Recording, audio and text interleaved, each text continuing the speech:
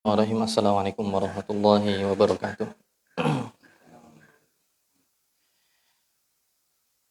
Alhamdulillahi ala ihsanihi wa syukru lahu ala taufiqihi wa amtinanihi wa asyhadu an la ilaha illallah wahdahu la syarika lah ta'ziman li sya'nihi wa asyhadu anna Muhammadan abduhu wa rasuluhu ad-da'i ila ridwanih.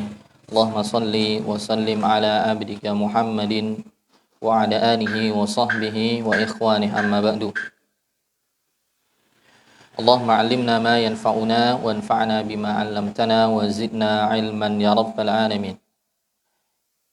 Teman-teman sekalian yang dimuliakan oleh Allah Subhanahu wa taala, saudara-saudaraku kaum muslimin yang berbahagia. Alhamdulillah pada kesempatan di petang hari ini, di malam hari ini, setiap hari Kamis di malam Jumat, kita akan lanjutkan pembahasan atau pembacaan Sirah Nabawiyah yang diambil dari Syarah Al-Urjuzah Al-Mi'iyah, yaitu sebuah nazam, sebuah syair ya, yang dikarang atau dibuat oleh Al-Imam Ibnu Abil Aiz Al-Hanafi rahimahullah ta'ala, dengan syarah atau dengan penjelasan yang dibawakan oleh Profesor Dr. Walid Ibn Idris Al-Manisi hafizallah ta'ala, dari buku beliau, syarahnya yang berjudul Al-Futuhat Ar-Rahmaniyah. Al-Futuhat Ar-Rahmaniyah fi Syarahil Urjuzatil Mi'iyah fi Dzikri Hali Asyrafil Bariyah. Yang mana di pertemuan lalu, teman-teman sekalian yang saya muliakan, untuk pekan lalu libur ya, karena ada kesibukan ya, Mas Eko dan keluarga ada acara. Jadi pekan lalu tidak ada kajian. Alhamdulillah sekarang diberikan kesempatan untuk mengaji lagi.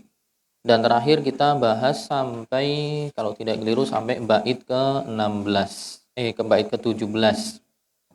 Ya. Bait 16 17 kemarin Ibnu Abil Iz mengatakan wa wulduhu minha khala Ibrahim fal awwalul qasimu hazat takrim. Dan putra-putri Nabi SAW dari Khadijah, kecuali putra beliau yang bernama Ibrahim. Fal awwalul qasimu hazat takrim.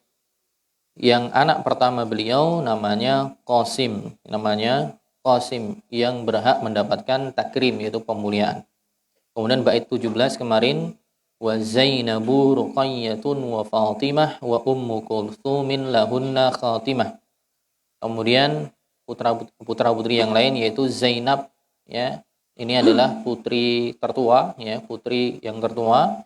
Kemudian Ruqayyah ini yang menjadi istrinya Utsman bin Affan yang akhirnya kemudian wafat. Wa Fatimah ini yang nanti menjadi istrinya Ali bin Abi Thalib. Wa Ummu Kulthum nanti yang menjadi istrinya Utsman juga ya, setelah wafatnya Ruqayyah. Dan Ummu Kulthum ini penutupnya, anak perempuan yang terakhir.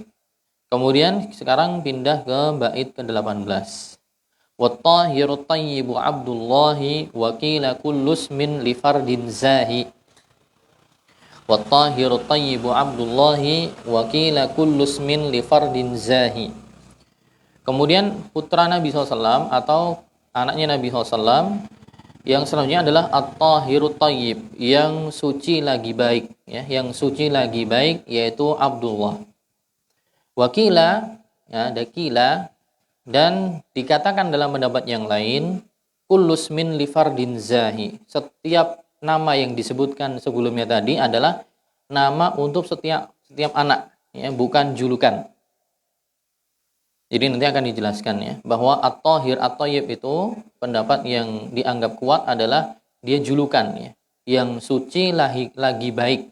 Itu julukan untuk Abdullah. Julukan untuk putra Nabi Abdullah. Walaupun ada sebagian ahli sejarah yang beranggapan bahwa Tahir dan Thayyib itu nama putra Nabi.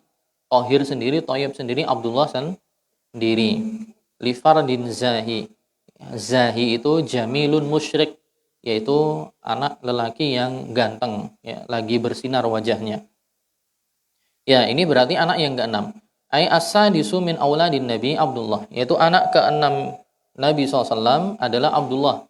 dan yulaqqabu bit-thayyibi wa yulaqqabu bit-thahir, dan dijuluki lakopnya, julukannya adalah thayyib, yaitu yang baik, dan thahir, yang suci. Sababu dzalik, sebab penjulukan tersebut adalah annahu wulida fil Islam, bahwa Abdullah ini dilahirkan dalam masa Islam, maksudnya ketika Muhammad SAW sudah diangkat menjadi nabi dan rasul, ba'da bi'tsatin nabi, yaitu setelah beliau diutus jadi nabi. Oleh karenanya dijuluki dengan at-thayyib at-tahir, yaitu yang baik lagi suci. Wa mata Abdullah saghiran kadzalik. Tapi Abdullah ini juga akhirnya wafat dalam kondisi masih kecil juga. Ya, seperti Qasim, ya, seperti putra beliau yang lelaki Al-Qasim juga wafat ketika masih kecil. Wa hadza huwal masyhurus sahih. Inilah pendapat yang tenar dan benar, ya, yang masyhur, pendapat yang tersebar di kalangan ahli sejarah, ahli sirah, dan juga pendapat yang benar bahwa thayyib dan thahir itu bukan nama khusus untuk anak Nabi. Ya. Maksudnya kalau itu dikatakan nama khusus berarti jumlah putranya Nabi yang laki-laki jadi jumlahnya ada 4. Ya. Sedangkan kalau itu dijadikan julukan, maka putranya Nabi yang laki cuma 2. Ya, Qasim dan Abdullah yang dari Khadijah, ya, dari Khadijah. Laqabani li Abdullah ibnin Nabi. Jadi Thahir dan Thayyib itu menurut pendapat yang benar dan juga pendapat yang masyhur memang adalah julukan, ya, bukan nama yang lain. Wakila, namun dikatakan atau disebutkan dalam pendapat yang lain, hunaka qaulun dhaif, itu pendapat yang lemah. Oleh karenanya lidzalika hakahu bisighati tamrid. Karena pendapat ini dianggap lemah, maka disebutkan pendapatnya dengan sighah tamrid, ya. Sighah tamrid itu adalah penyebutan suatu pendapat tapi dengan fi'il mabni lil majhul, ya. Kila gitu. Kila, hukiya. Jadi dikatakan, disebutkan, bukan menyebutkan atau mengatakan, bukan tapi di. Namanya sighah tamrid. Kila, hukiya, ya, dengan bentuk penyusunan fiilnya namanya al-mabni lil majhul. Ya, bagi yang teman-teman yang belajar bahasa Arab insyaallah tahu, ya. Kullu ismin li fardin ay kullu min hadhil asma. Jadi menurut pendapat yang lemah ini, ya, Thayyib, Thahir, Abdullah itu adalah nama untuk orang tertentu, orang sendiri gitu. Nah, kalau menurut pendapat ini annahum salasa abna, berarti ada 3 orang, ya. Thayyib sendiri, Abdullah sendiri, Thahir sendiri. Oleh karenanya totalnya jadi putranya Nabi SAW atau putra-putri Nabi SAW, kalau menurut mengambil pendapat yang lemah ini berarti yang lelaki, putra Nabi yang lelaki ada 4, ya, yang perempuan ada 4 juga, totalnya 8. Berarti berapa? Arba abna wa arba banat. Yaitu Thahir, Thayyib, Abdullah, Qasim. Dan yang perempuan Zainab, Ruqayyah, Ummu Kulsum, Fatimah. Tapi kembali ke tadi, ya, wasahih anan nabi lahu min Khadijah ibnani faqat. Sekali lagi dikembalikan bahwa pendapat yang sahih, pendapat yang lebih kuat adalah putra Nabi dari Khadijah, ya, cuma 2 saja, Qasim dan Abdullah, ya. Wa Abdullah, tapi Abdullah diberikan julukan sebagai putra yang thayyib dan thahir. Ya, itu yang bait ke-18. Bait ke-19, teman-teman sekalian, Ibnu Abil Is rahimahullah mengatakan, wal kullu fi hayatihi dzaqul himam wa ba'dahu Fatimatun binisfi 'am wal kullu fi hayatihi dzaqul himam wa ba'dahu Fatimatun binisfi Fatimatun di sini, ya. Harusnya Fatimatu, ya. Karena Fatimah itu isim ghairu munsharif, ya, tidak bisa tanwin. Tapi biasanya dalam masalah syair kadang ada aturan nahwu yang menyalahi, ya, menyalahi aturan dalam syair itu ada kata-kata yang kadang menyalahi aturan ilmu nahwu. Biasanya namanya lid-darurah asy-syi'riyah, yaitu untuk darurat syair agar menyesuaikan susunan katanya itu indah gitu. Jadi terkadang ada aturan-aturan nahwu yang kurang diperhatikan. Jadi Fatimah itu harusnya Fatimatu bukan Fatimatun. Karena dia isim ghairu munsharif yang tidak bisa bertanwin. Wal kullu fi hayatihi dzakul himam. Dan kesemua putra-putri Nabi SAW, ya, dzakul himam, yaitu merasakan wafat, maksudnya meninggal di saat Nabi SAW masih hidup fi hayatihi. Hi-nya itu kembali ke Nabi. Wa ba'dahu Fatimatun bin nisfi am. Setelah Nabi SAW baru Fatimah yang wafat setengah tahun setelah Nabi wafat. Maksudnya semua anak Nabi itu wafat ketika Nabi masih hidup, dikecualikan satu orang, yaitu Fatimah. Jadi, ai kullu auladihi fi hayatihi, yaitu semua putra-putri Nabi SAW, dzakul himam, ai dzakul maut. Al-himam artinya al-maut. Itu kematian. Ya, datang ajalnya ketika Nabi SAW masih hidup, ya. Kecuali Fatimah nanti. Dan ini ya, tsumma istasna faqala wa ba'dahu Fatimah binisfi am. Kemudian dikecualikan dari itu, yang wafat setelahnya adalah Fatimah. Setengah tahun setelahnya, 6 bulan setelah Nabi wafat.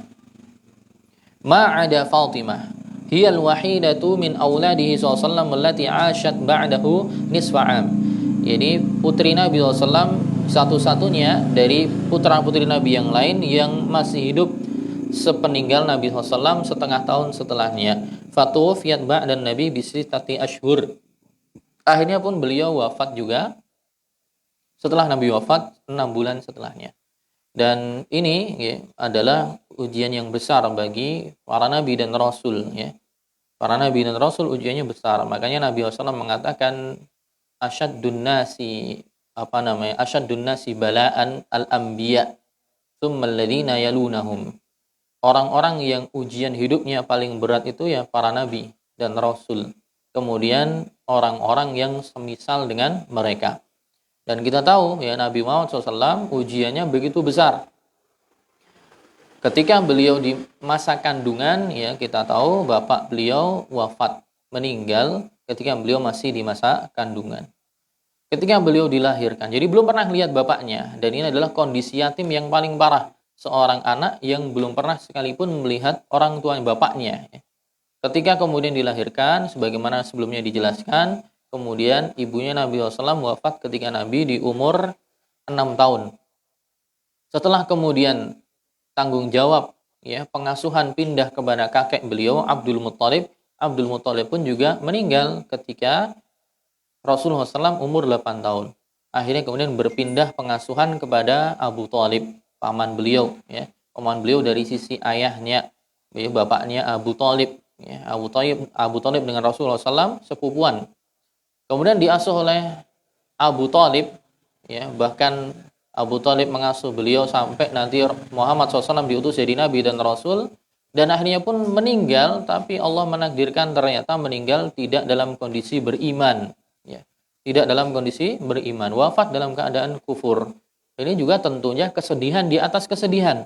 Seorang yang dekat dengan Nabi SAW sejak kecil, mengasuh, tanggung jawab, beri nafkah, mengayomi, melindungi, membela, tapi sampai wafatnya tidak beriman dengan apa yang dibawakan oleh Nabi SAW. Kemudian istri beliau SAW wafat, Khadijah, istri yang membela Nabi SAW di saat orang-orang tidak membela beliau.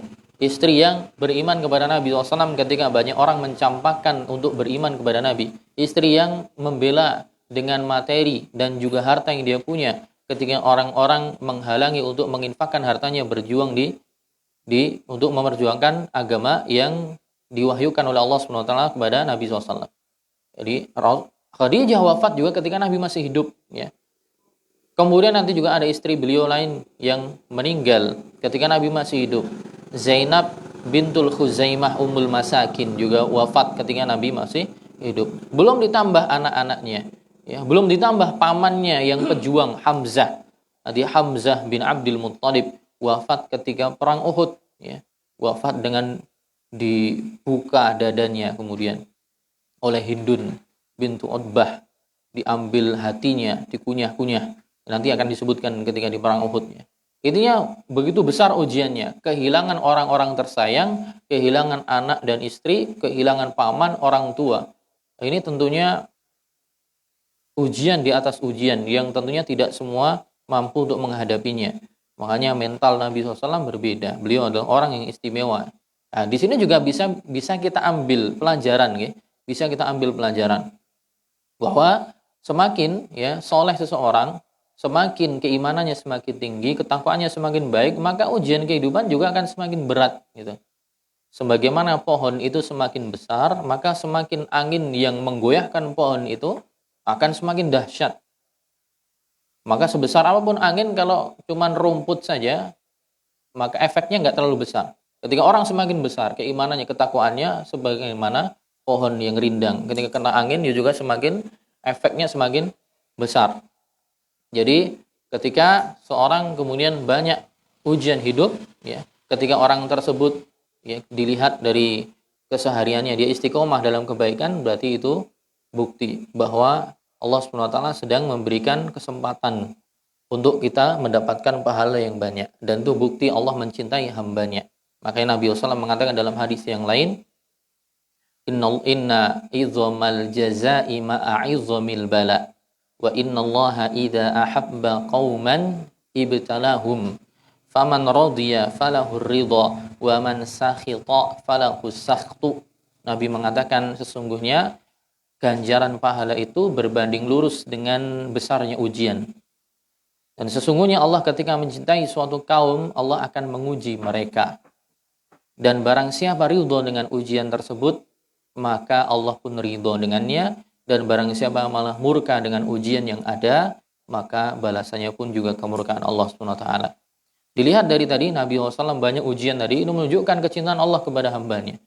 Dihadapkan dengan kesempatan mendapatkan pahala yang besar jika bisa sabar dan ridho dengan apa yang Allah berikan dari ujian hidup. Oke.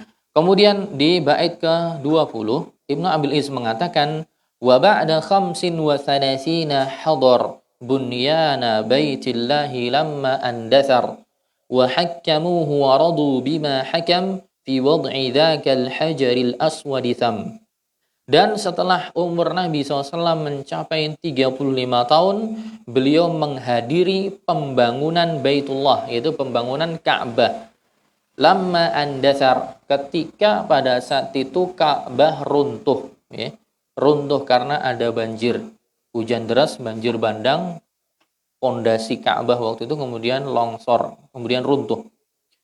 Wa hakkamuhu wa radu bima hakam. Kemudian ya, hakkamuhu itu orang-orang Quraisy meminta hukum, yaitu maksudnya meminta penyelesaian masalah dari apa yang sedang mereka hadapi. Karena nanti orang-orang Quraisy berselisih tentang siapa orang yang berhak meletakkan Hajar Aswad. Ya, karena bangunan Ka'bah runtuh, ya, dan Hajar Aswad itu sesuatu yang mulia, punya keistimewaan. Nanti setiap kabilah pengen mereka yang meletakkan Hajar Aswad itu di tempatnya. Akhirnya kemudian pada rame, padu, bahkan tidak hanya rame dan padu biasa, mereka sudah bersumpah tangannya masing-masing dicelupin ke darah bahwa maksudnya siap untuk kehilangan nyawa, perang dengan kabilah yang lain, rebutan itu. Waradu bima hakam, tapi Nabi kemudian nanti memberikan hukumnya, maksudnya memberikan jalan keluar, dan orang-orang Quraisy pun radu, mereka ridho dengan apa yang diputuskan oleh Nabi SAW fi wad'i dzakal hajaril aswadi sam, yaitu keputusan Nabi tentang perkara meletakkan Hajar Aswad itu nanti bagaimana teknisnya. Oke, teman-teman sekalian yang dimuliakan oleh Allah Subhanahu wa taala, penjelasannya.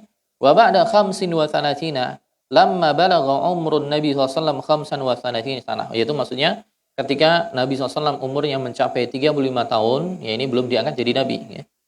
Yaitu nanti beliau diangkat ketika umur 40 tahun. Nah, ketika beliau umur 35 tahun, beliau menghadiri ya pembangunan Baitullah, Ka'bah. Ya.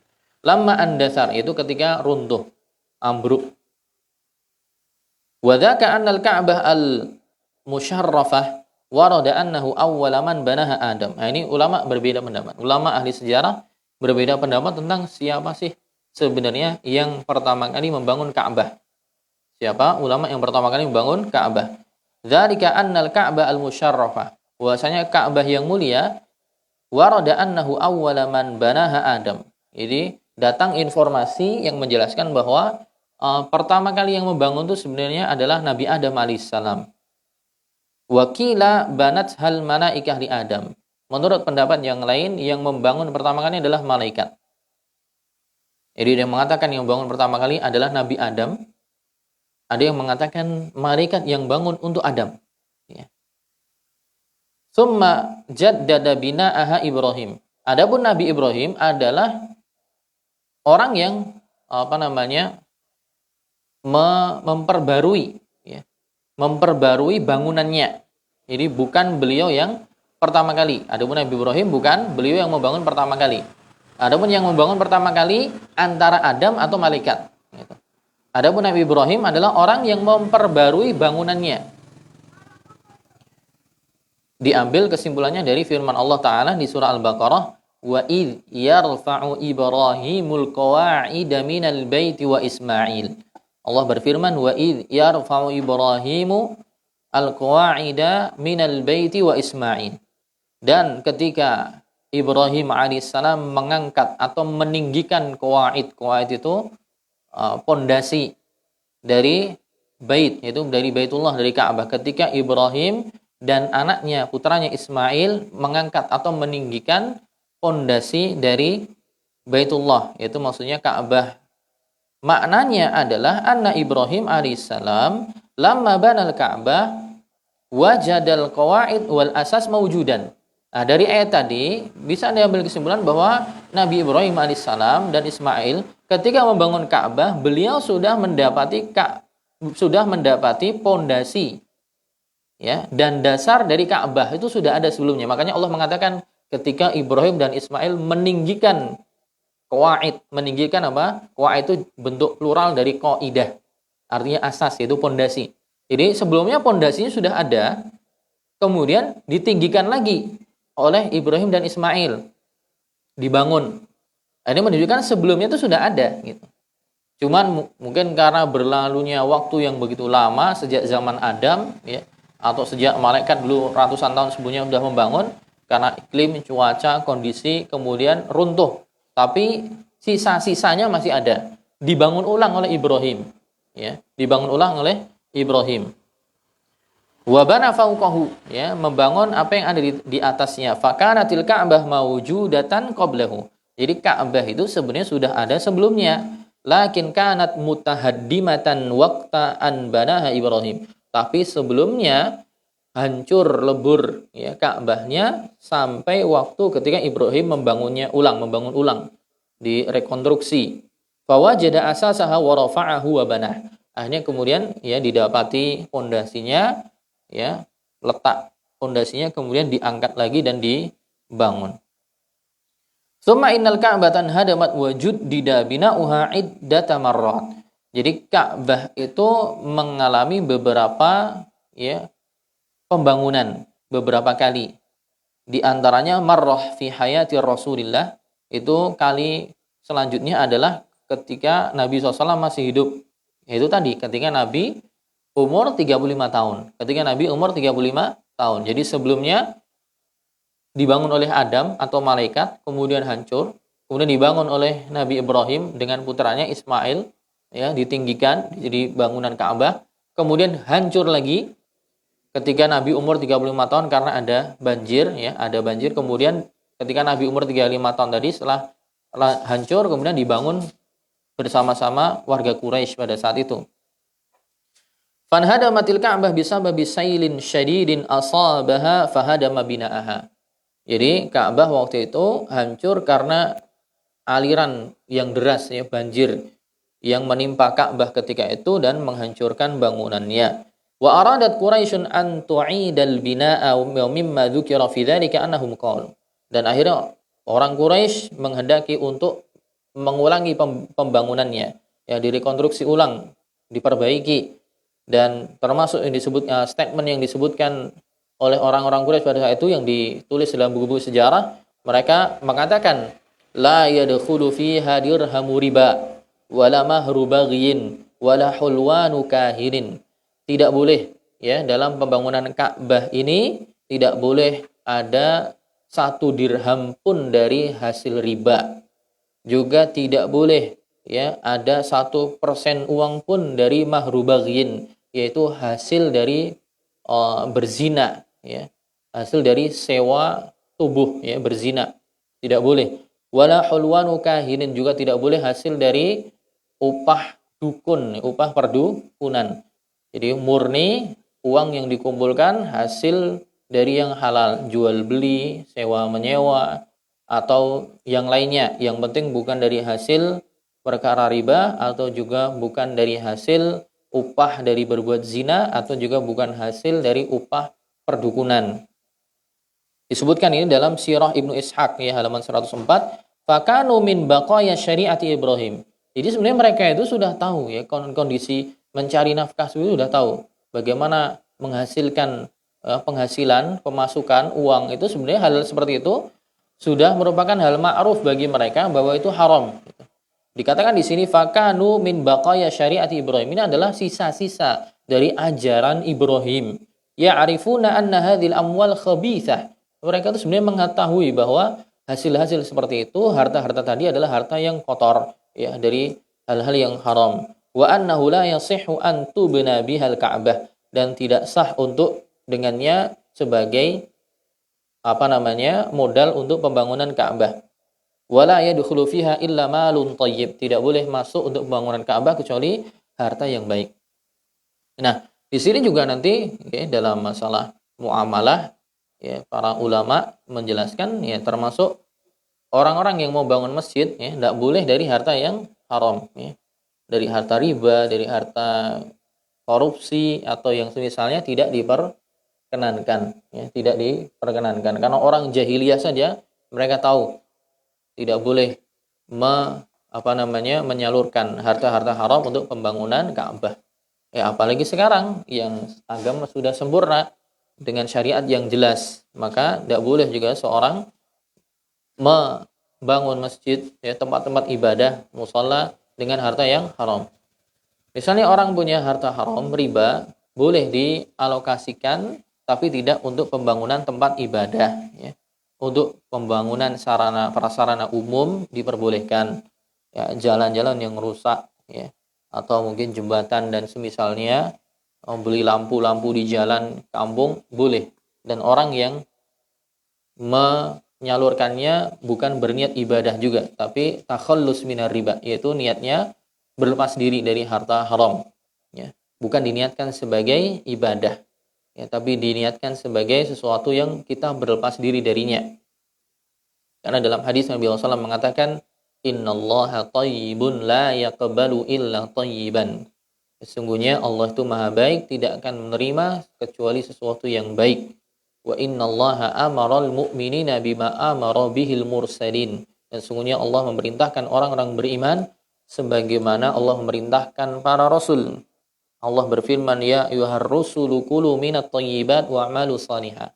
Dalam Al-Quran Allah mengatakan, wahai para rasul, makanlah, konsumsilah dari hal-hal yang baik-baik dan beramal salihlah. Allah juga mengatakan kepada orang-orang yang beriman, ya ayyuhalladzina amanu kulu min thayyibati ma razaqnakum. Wahai orang-orang yang beriman, makanlah dari ya hal-hal yang thayyibat, yang baik-baik dari apa yang Allah rezekikan kepada kalian. Baik, fajama'u min amwalihim wa qasurat bihimun nafaqah bisababi dzalik. Karena pada saat itu masa krisis, ya, masa ada musibah, banjir, dan juga karena musibah itu tentunya banyak orang berkebutuhan. Akhirnya orang-orang Quraisy mereka hanya mampu mengumpulkan harta mereka wa qasurat bihimun nafaqah, dan nafkahnya terbatas. Walidzalika lam yudkhilu fiha al-hijr, karena modalnya terbatas, donasi yang dikumpulkan itu sedikit, ya. Donasi yang dikumpulkan sedikit, tidak tidak cukup untuk mengembalikan bangunan Ka'bah seperti semula. Akhirnya Ka'bah yang dibangun pada saat itu dan yang sampai terjadi sekarang, ya, bentuknya lebih kecil dari Ka'bah yang dibangun Ibrahim. Jadi Ka'bah yang dibangun oleh Nabi Ibrahim alaihissalam dengan ukurannya jika dikomparasikan dengan yang sekarang itu sekarang lebih kecil, yang dulu lebih besar. Makanya dikatakan di sini lam yudkhilu fihal hijr. Jadi dalam bangunan yang saat itu dibangun oleh Nabi SAW, akhirnya hijr Ismail tidak dimasukkan. Walaupun dia sejatinya adalah bagian dari Ka'bah. Hijr Ismail itu yang setengah lingkaran itu. Kalau jangan lihat Ka'bah, depannya ada setengah lingkaran yang tidak boleh ada orang masuk situ itu. Atau tidak sembarangan orang diizinkan untuk masuk di situ. Itu bagian dari Ka'bah sejatinya. Ka'bahnya Ibrahim dan Ismail yang dibangun dulu, itu kotaknya lebarnya sampai itu, sampai setengah lingkaran itu dulu masuk bangunan.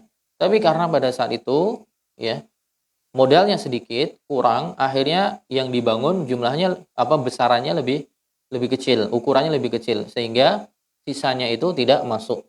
Hijr Ismail tidak masuk. Kenapa dikatakan Hijr Ismail? Hijr itu ya hajar batu. Kenapa dikatakan Ismail? Karena dulu ya yang separuh lingkaran itu dulu adalah bagiannya Ismail untuk bangun gitu.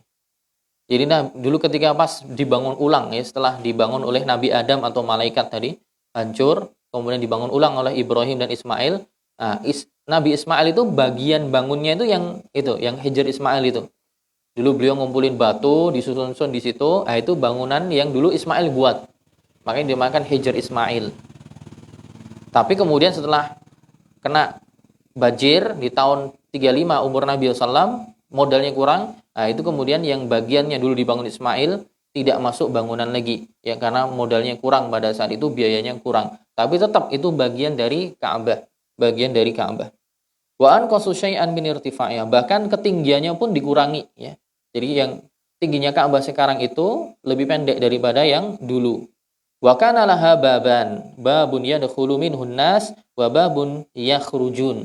Dan dulu Ka'bahnya di zaman Nabi Ibrahim atau ya bukan zaman Ibrahim ya, juga zamannya Nabi Muhammad, tapi ketika sebelum rusak itu pintunya ada dua. Sekarang pintunya cuma satu. Dulu pintunya ada dua, pintu untuk masuk dan pintu untuk keluar. Wa kanal bab mulsiqan bil ardi, dan pintunya dulu itu sampai bawah. Ya, sampai bawah nempel ke tanah. Jadi pintunya di bawah. Kalau sekarang kan di atas. Jadi kalau naik harus ada tangga khusus. Biasanya kalau pas ada orang-orang penting baru tangganya itu dibawa ke situ, kemudian mereka masuk. Kalau dulu pintunya itu sampai bawah, ya, sampai bawah, dan jumlahnya ada dua, Ka'bahnya lebih tinggi dan besarannya ukurannya lebih besar. Kemudian dikatakan di sini fahum ja'alu baban wahidan wa rafa'uhu 'anil ardi fabanauha 'ala hadhil hay'ah. Tapi karena tadi modalnya kurang, akhirnya kemudian pintunya pun cuma dibuat satu pintu saja, kemudian pintunya dinaikkan agak ke atas dari permukaan tanah, dan mereka membangunnya dengan model yang demikian. Makanya Nabi SAW kemudian ketika pas pembukaan atau pembebasan Makkah tahun 8 Hijriah ya, tahun 8 Hijriah, tahun 8 setelah Nabi hijrah, Fathu Makkah, Nabi SAW sempat berstatement kepada Aisyah dalam hadis riwayat Bukhari ya, Nabi SAW mengatakan, ya Aisyah tu, wahai Aisyah, laula anna qaumaki hadithu ahdin bisyirkin. Wahai Aisyah, andai saja kaummu itu, yaitu orang-orang Quraisy yang baru berbondong-bondong masuk Islam, andai saja mereka itu ya bukan orang-orang yang baru masuk Islam atau bukan orang-orang yang baru meninggalkan kesyirikan, lahadamtul Ka'bah fa'alzaqtuha bil ardi, maka niscaya aku akan menggempur lagi Ka'bah dan saya posisikan ya dekat dengan tanah, itu pintunya tadi. Wa ja'atu laha babain, dan aku akan jadikan dia seperti semula, pintunya dua, baban syarqiyan wa baban gharbiyan, pintu yang ada di sisi timur dan barat. Wa zidtu fiha sittata adhru'in minal hijr, dan aku akan tambah lagi bangunannya ya 6 hasta sehingga memasukkan Hijr Ismail. 6 hasta itu, satu hasta itu sekitar setengah meter ya. Berarti 6, 3 meteran. Ya, 3 meteran itu dimasukin lagi Hijr Ismail. Fa inna Quraisyan iktasaratha haitsu banatil Ka'bah. Karena dahulu orang-orang Quraisy mencukupkan bangunannya jadi seperti ini. Ya, karena dulu kekurangan modal. Jadi Nabi mengatakan, andai saja orang-orang ini masuk Islamnya itu sudah lama gitu, bukan orang yang baru meninggalkan kesyirikan, niscaya aku akan rubah ini. Jadi pintunya dijadikan sama, tidak terlalu tinggi, pintunya jadi 2, kemudian dibesarkan lagi gitu. Jadi inilah kemudian para ulama mengambil hadis ini, disimpulkan ada kaidah fikih ya, yang dikatakan idza ta'arada maslahatani atau idza ta'arada mafsadatani ru'iya a'zamuhuma dararan birtikabi akhaffihima. Para ulama mengatakan jika ada dua mudarat, ya, jika ada dua mudarat yang dihadapi dan tidak bisa ditinggalkan dua-duanya, mau nggak mau harus milih salah satu, maka ru'iya a'zamuhuma dararan, maka dilihat mana mudarat yang paling besar, birtikabi akhaffihima, dengan kita mengambil amalan yang dengannya mudaratnya lebih kecil dan menghilangkan mudarat yang besar. Mudaratnya apa maksudnya?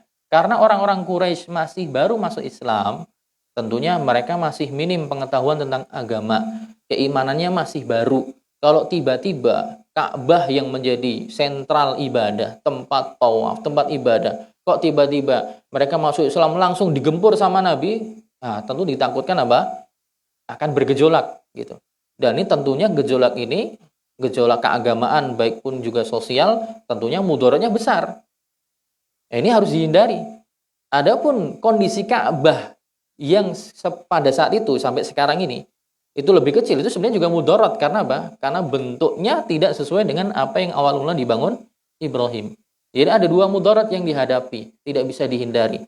Membiarkan tetap kondisi sama Ka'bahnya tapi lebih kecil, ya, tapi lebih kecil. Jadi tidak sesuai dengan kondisi sebelumnya, atau merubahnya dibongkar tapi ditakutkan nanti ada mudarat yang lebih besar.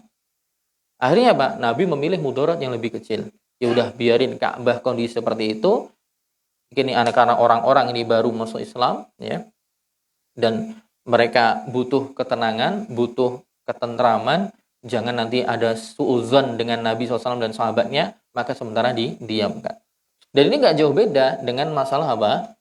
Kuburan Nabi SAW yang sekarang apa? Masuk Masjid Nabawi. Ya, walaupun sejatinya secara sejarah, ya, itu sebenarnya kuburan Nabi SAW tidak masuk masjid. Ya, itu yang kadang nanti dijadikan argumen oleh sebagian orang yang mereka nguburin orang di dalam masjid. Ya. Kenapa kok kamu nguburin orang di dalam masjid atau bangun masjid di atas kuburan? Mereka akan berdalih, itu nyatanya di Madinah kuburan Nabi di masjid. Nyatanya di Madinah, ya, masjidnya luas sampai memasukkan kuburan Nabi. Kenapa Anda tidak melarang itu sedangkan kami dilarang? Maka jawabannya adalah secara sejarah Nabi SAW tidak dikuburkan di dalam masjid. Bahkan Nabi melarang sholat, ya, mengarah ke kuburan. Dan Nabi dikuburkan tidak di masjid. Nabi dikuburkan di rumahnya beliau. Nabi dikuburkan di rumahnya beliau. Masjidnya itu dempetan dengan rumahnya beliau. Dan ketika beliau wafat, ya, dan Nabi itu ketika wafat dikuburkan di tempat dia meninggal. Ya, dikuburkan di tempat dia meninggal. Dan itu berlangsung sampai Khulafaur Rasyidun itu. Sampai Khulafaur Rasyidun sebelum masuk Bani Umayyah, itu kuburan Nabi ya tetap di rumahnya. Masjid Nabi ya tetap masjid Nabi, tidak bergabung. Sampai di zaman sekitar abad ke-1 Hijriyah, tahun 100-an, di zaman kekhilafahan Bani Umayyah, ada pemimpin namanya Abdul Malik bin Marwan, atau siapa saya lupa, disebutkan sama Syekh bin Bas itu. Pada saat itu kemudian beliau berinisiatif itu untuk memperluas Masjid Nabawi, sehingga masjid bangunan lama itu dihilangkan dan dibangun dengan yang lebih besar, Al-Walid bin Abdul Malik, ya, Al-Walid bin Abdul Malik. Khalifahnya Al-Walid bin Abdul Malik yang kemudian waktu itu memberikan keputusan untuk bangunan lama dihancurkan, kemudian diperluas. Yang mana kuburan Nabi masuk akhirnya. Dan pada saat itu ulama di zamannya para tabi'in dan yang semisalnya sudah mengingkari gitu. Sudah mengingkari ini tidak boleh. Kalau misalnya diperluas, kuburan Nabi tetap di luar gitu. Jangan dimasukkan dalam bangunan. Tapi karena namanya pada perbedaan dengan penguasa pada saat itu, penguasa pasti punya power, ya. Daripada kemudian ngeyel malah nanti pertumpahan darah, maka dibiarkan. Tapi ulama pada saat itu sudah mengingkarinya dan memberikan nasihat. Nah, akhirnya berjalan sampai sekarang. Nah, sampai sekarang kalau ditanya, sebenarnya boleh nggak seperti itu? Sebenarnya nggak boleh. Sebenarnya tidak boleh.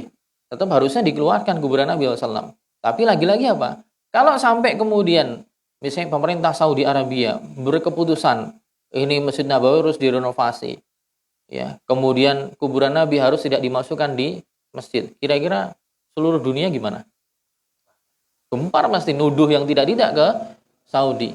Gimana itu? Kenapa kuburan Nabi dibongkar? Kenapa Masjid Nabawi dibongkar semisalnya? Orang-orang yang benci, orang-orang Syiah terutama, dan orang-orang para penyembah kubur, ya, orang-orang yang mengaku cinta pada Nabi tapi cintanya tidak sesuai dengan apa yang dituntunkan, pasti kan menuduh yang tidak-tidak ke Saudi Arabia misalnya, kerajaan sekarang misalnya.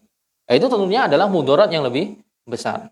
Jadi keberadaan kuburan Nabi sekarang di dalam itu mudarat sebenarnya, karena tidak bersesuaian dengan apa? Dengan arahan ya, Nabi SAW. Tapi karena sudah terlanjur, tapi dulu juga sudah diingatkan oleh para ulamanya dan sudah terlanjur demikian. Nah, sekarang kalau mau dibongkar juga pasti mudaratnya akan lebih besar. Nah, akhirnya ya udah dibiarkan seperti itu, tapi umat dijelaskan bahwa sebenarnya nggak boleh. Dan sebenarnya kuburan Nabi ini apa? Sesuatu yang pengecualian.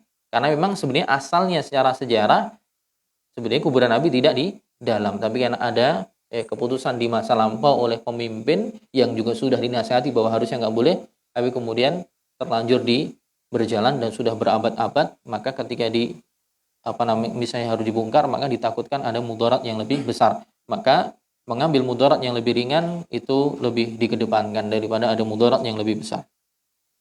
Baik. Kemudian disebutkan di sini kisahnya, ya, kisah ketika Ka'bah hancur kemudian dibangun ulang. Falamma banu Ka'bah fi hadzal 'am, ketika orang-orang Quraisy membangun Ka'bah di tahun ini, tasyaraku fi bina'iha, mereka berserikat tolong-menolong untuk membangunnya.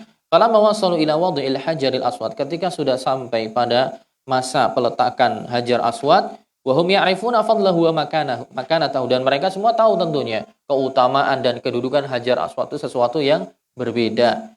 Mereka ikhtasamu hatta kadu an yaqtatilu, mereka berselisih, ya, mereka berselisih, bercekcok sampai hampir-hampir mereka saling bunuh-bunuhan, sebagaimana disebutkan dalam sirah Ibnu Ishaq. Ya, dalam sirah Ibnu Ishaq dikatakan innal qabaila min Quraisyin jama'atil hijarah li bina'iha, seluruh kabilah dari Quraisy mengumpulkan bebatuan untuk membangun Ka'bah. Kullu qabilatin tajma'u ala hidah thumma banauha, setiap kabilah mengumpulkan batu-batuan kemudian mereka membangun Ka'bah. Hatta balaghal bunyan maudhi'al rukn, sampai kemudian bangunan mencapai kondisi di situ harus diletakkan Hajar Aswad. Fakhtasamu fihi, akhirnya mereka pun berselisih siapa yang berhak untuk meletakkannya. Kullu qabilatin turidu an tarfa'ahu ila maudhi'ihi dunal ukhra, setiap kabilah ingin dia yang punya wewenang untuk meletakkan Hajar Aswad tadi, ya, bukan kabilah yang lain. Hatta tajawazu wa tahalafu wa a'addu lil qital, sampai mereka melampaui batas kemudian saling, ya, berseteru atau juga saling bersekutu sampai sudah menyiapkan diri untuk perang. Ai inharat kullu qabilatin ila jihatin wa kadu yaqtatilun. Satu sisi ini negatif, ya. Satu sisi ini negatif kalau sampai perang. Tapi ada sisi positif yang bisa kita petik gitu. Apa? Setiap dalam kebaikan itu harusnya saling berlomba-lomba. Ya.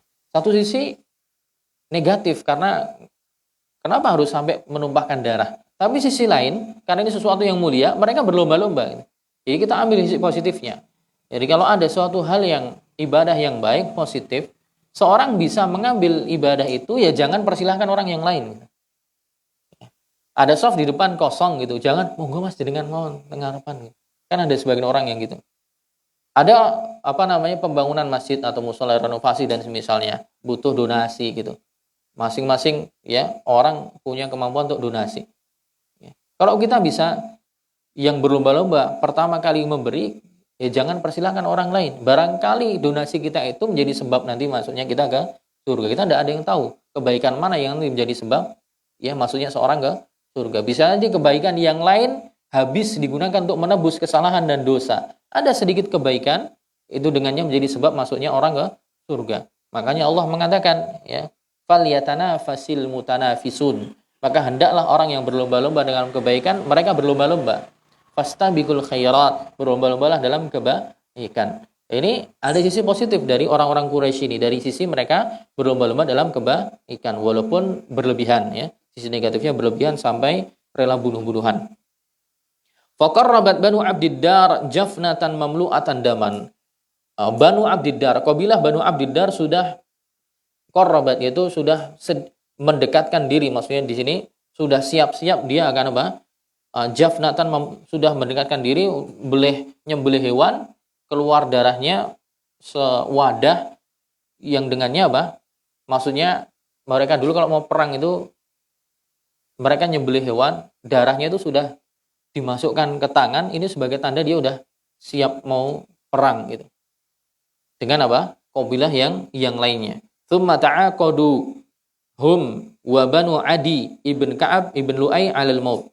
Mereka sudah saling berjanji ya, kabilah Banu Abdiddar sudah saling janjian dengan Banu Adi bin Ka'ab bin Lu'ay ya, sudah saling berjanji untuk mati. Wis kangsenan ya lahar perang nanti, kemudian mau saling menghabiskan nyawa di mana, sudah saling janjian. Fama kasat Quraisyun ala dzalika arba'a layalin aw khamsan. Quraisy dengan kondisi menegangkan seperti itu berlangsung sampai 4 atau 5 malam. Wa hum mukhtalifuna manil ladzi yad'ul hajar al-aswad fi makanihi. Jadi kondisi panas, tegang, meninggi sampai 4-5 harian. Mereka berselisih pendapat tentang siapa yang berhak meletakkan Hajar Aswad. Setiap kabilah ingin mendapatkan kesempatan itu. Faqala Abu Umayyah ibn Mughirah. Kemudian berkatalah Abu Umayyah bin Mughirah bin Abdullah bin Umar ibn Makhzum. Wa kana asanna Quraisyin kulliha kana akbaraha sinnan. Kemudian ya, ada seorang namanya Abu Umayyah bin Mughirah bin Abdullah bin Umar bin Makhzum. Dan ini adalah tetuanya, itu orang yang paling senior, dianggap paling tua di kalangan orang Quraisy yang punya lebih banyak ilmu dan pengalaman dan sisi senioritas. Dia mengatakan, "Ya ma'syara Quraisy, wahai para orang-orang Quraisy, ij'alu bainakum fima takhtalifuna fihi awwala man yadkhulu min babi hadzal masjid yaqdi bainakum fi." Wahai seluruh orang Quraisy, saya usulkan, jadikanlah di antara kalian dari apa yang kalian perselisihkan, yaitu jadikanlah orang yang pertama kali masuk di masjid ini, Masjidil Haram, dari arah pintu itu, jadikanlah dia menjadi orang yang memutuskan perkara di antara kalian. Fakana awwala dakhilin alaihim Rasulullah. Ternyata setelah ditunggu-tunggu, orang yang pertama kali masuk ke Masjidil Haram dari pintu yang ditunjuk tadi ternyata adalah Muhammad SAW. Falamma ra'awhu qalu hadzal amin. Ketika orang-orang melihat yang datang itu adalah Muhammad, mereka mengatakan inilah dia al-amin, itu orang yang terjaga amanahnya, orang yang amanah. Radina hadza Muhammad. Kami ridho jika dia yang memutuskan. Inilah dia Muhammad. Falamman taha ilaihim wa akhbaruhul khabar qala halumma ilayya thawban. Ketika Rasulullah SAW sudah sampai berkumpul dengan para orang-orang Quraisy tadi dan mengabarkan alur kejadian yang ada, di mana sih ceritanya? Kemudian Nabi memberikan keputusan, halumma ilayya thawban.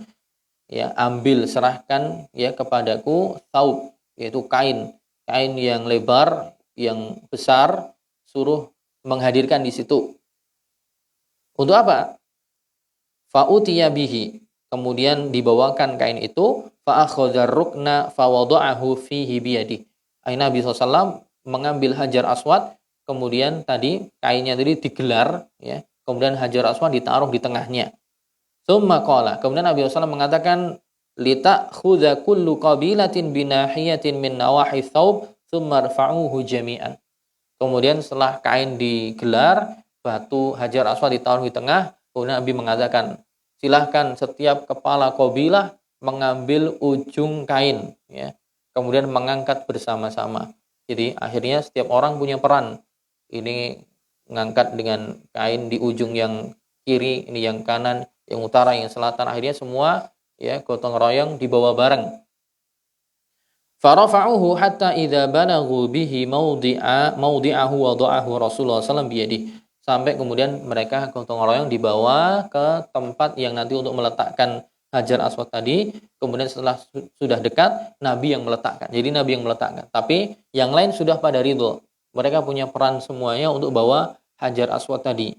Ya, bahkan Rasulullah SAW yusamma fil jahiliyah al-amin. Nah, dari hal ini dikatakan bahwa Nabi SAW sejak masa jahiliyah sudah diberi julukan al-amin, itu orang yang terpercaya, orang yang menjaga amanah.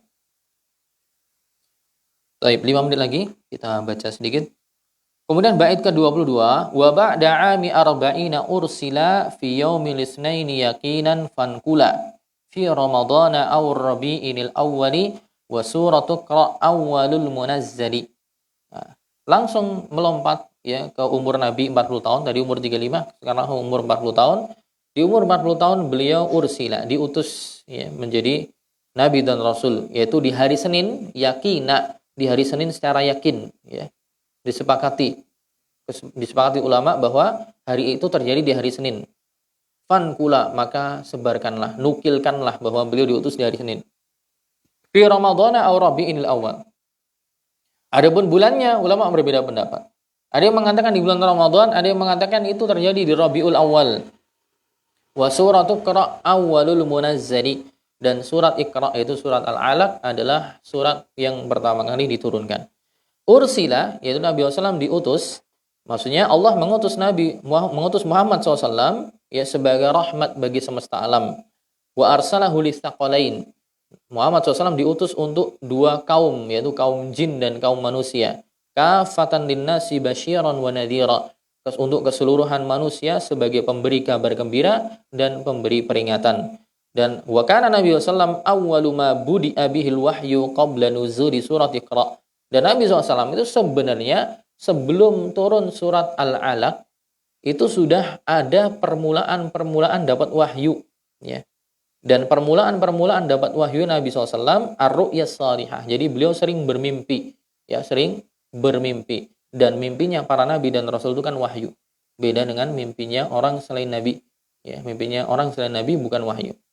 Nah, nabi kalau bermimpi itu wahyu, sebagaimana mimpinya Ibrahim ketika Allah perintahkan untuk menyembelih anaknya Ismail. Jadi sebelum Nabi SAW benar-benar dapat surat Al-Alaq itu sudah sering dapat wahyu, tapi berupa mimpi. Fakana la yara ru'yan illa ja'at mithla falaqis subh. Dan tidaklah Nabi SAW melihat mimpinya, melainkan hal itu datang seperti falaqus subh. Subuh itu waktu subuh, falak itu apa artinya falak?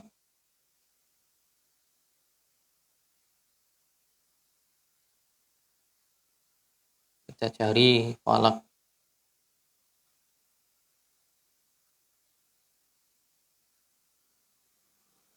Falak itu ya subuh ya. Qul a'udzu birabbil falaq. Birabbil falaq. Ai qaulu al-habbu wa faliqul isbah. Birabbil falaq wa huwa subah. Dalam tafsir Muyassar, qul ayyuhar rasul a'udzu wa a'tasimu birabbil falaq wa huwa subahu. Ya, falak itu ya subuh itu sendiri, berarti sinonim ya. Falaqus subuh yaitu ketika Nabi SAW melihat mimpi tersebut, tidaklah dia datang melainkan seperti waktu subuh datang, itu mungkin nerjemahnya gitu. Seperti waktu fajar itu datang. Cahaya yang keluar di waktu fajar. Ya. Fajar sodik. Fajar yang menandakan masuknya waktu subuh. Ya. Fajar kan ada dua. Fajar kadhib sama fajar sodik. Fajar sodik itu fajar cahaya yang keluar memancar tapi horizontal. Kalau pengen lihat itu ya harus ngecek langsung. Tapi kalau fajar kadhib itu fajar cahaya yang keluar tapi dia vertikal, tapi terus kemudian hilang. Nabi SAW mengatakan al-fajru fajron. Fajar itu ada dua. Fajrun tahillu fihi shalah wa yahrumu fihi at-ta'am. Fajrun tahrumu fihi shalah wa yahillu fihi at-ta'am. Wa fajrun yahrumu fihi at-ta'am wa tahillu fihi shalah.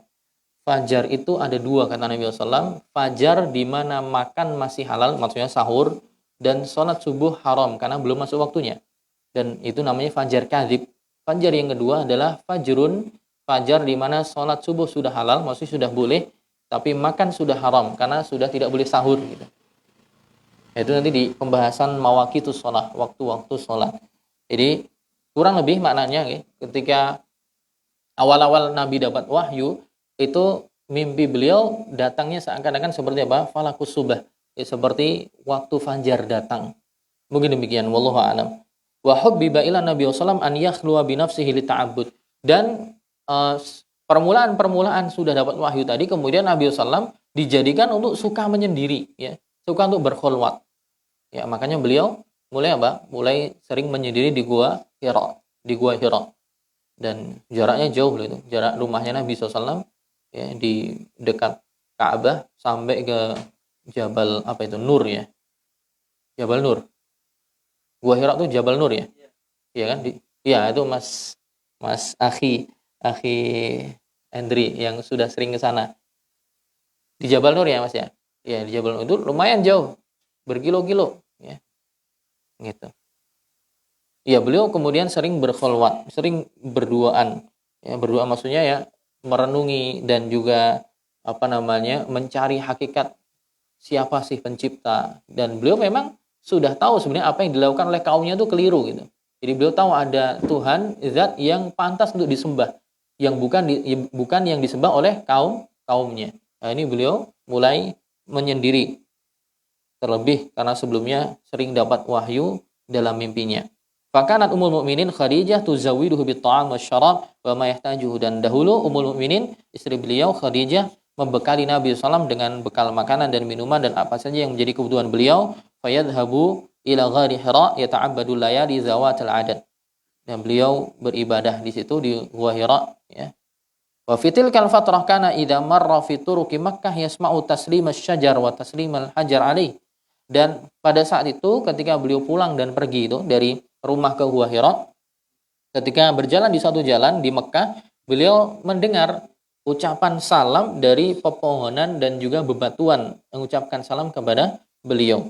Fan Nabi SAW bainama huwa fi ghari Hira ba'da an balagha arba'ina. Nabi SAW ketika beliau di Gua Hira itu ketika beliau mencapai umur 40 tahun.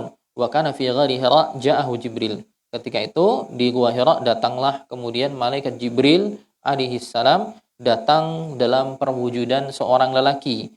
Faghattan Nabi SAW. Qala hatta balagha minnil jahda. Thumma arsalahu. Jadi Jibril itu datang ya, dalam kondisi wujudnya manusia, mendatangi Nabi SAW, kemudian mendekap Nabi SAW dengan erat. Ya. Kemudian setelahnya dilepas.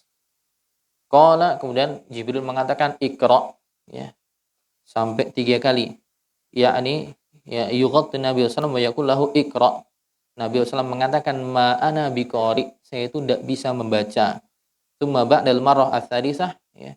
Kemudian setelah kali yang ketiga dibacakan Iqra bismi rabbikal ladzi khalaq khalaqal insana min 'alaq Iqra wa rabbukal akram alladzi 'allama bil qalam 'allamal insana ma lam ya'lam. Itu terjadi di apa namanya? Di umur Nabi SAW yang ke-40 tahun. Ya, insyaallah kita lanjutkan di pertemuan yang akan datang.